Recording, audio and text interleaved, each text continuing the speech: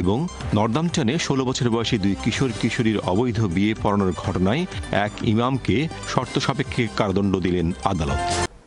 নর্দাম্পটনের অবিংটন central মসজিদে ১৬ বছর বয়সী ২ কিশোরীর অবৈধ বিয়ে পড়ানোর ঘটনায় আশরাফ ওসমানী নামে এক ইমামকে বিশেষ শর্তে কারাদণ্ড দিয়েছে আদালত। আদালতে ওসমানী জানান, ইংল্যান্ডের বিয়ের ন্যূনতম বয়স ১৮ বছরের আইন বিষয়টি তিনি জানতেন না, যদিও ওই আইন কার্যকর হয়েছিল ঘটনার ৯ মাস আগে। বিস্তারিত জানাচ্ছেন এহসান ইসলাম চৌধুরী শামীম। যুক্তরাজ্যের নর্থাম্পটনে ২ নাবালককে অবৈধভাবে বিবাহ দেওয়ার দায়ে দোষ স্বীকার করার পর এক ইমামকে ১৫ সপ্তাহে কারাদণ্ড দেওয়া হয়েছে। ৫২ বছর বয়সী আশরাফ ওসমানী, যিনি নর্থাম্পটনের আবিংটন অ্যাভিনিউয়ের বাসিন্দা, ২০২৩ সালের নভেম্বর মাসে ২ জন ১৬ বছর বয়সী কিশোরীর মধ্যে নিকাহ সম্পন্ন করেন। ওই সময় তিনি নর্থাম্পটন সেন্ট্রাল মসজিদের দায়িত্বপ্রাপ্ত ইমাম ছিলেন। গত ৯ অক্টোবর বৃহস্পতিবার নর্থাম্পটন ম্যাজিস্ট্রেট কোর্টে হাজির হয়ে তিনি দোষ স্বীকার করেন। ১৯ জানুয়ারি নর্থাম্পটন ক্রাউন কোর্টে তার সাজার মেয়াদ ঘোষণা করা হয়।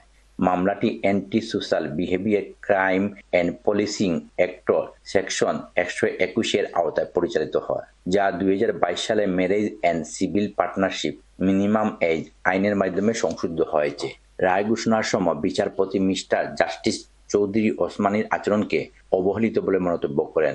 তিনি বলেন, এটি একটি ভুল ছিল, কিন্তু তা ছিল গুরুতর। আইন পরিবর্তিত হয়েছে, এ বিষয়টি আপনার জানার কথা ছিল।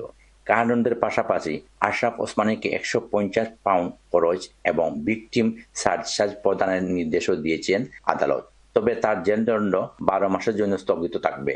Ehsanul Islam Chowdhury Shamim, channel S news, Northampton.